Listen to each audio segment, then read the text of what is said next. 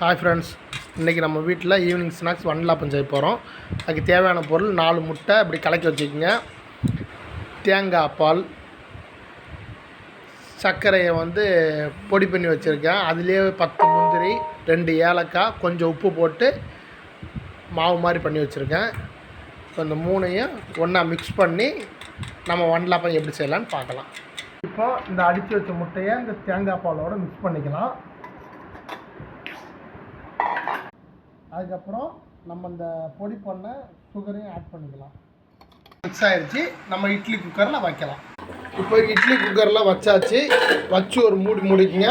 அதுக்கு மேலே ஒரு வெயிட்டான ஒரு பொருளை வச்சு மூடிட்டு ஒரு 10 நிமிஷம் கழித்து திறந்து பாருங்கள், வெந்துருச்சான்னு பார்க்கலாம்.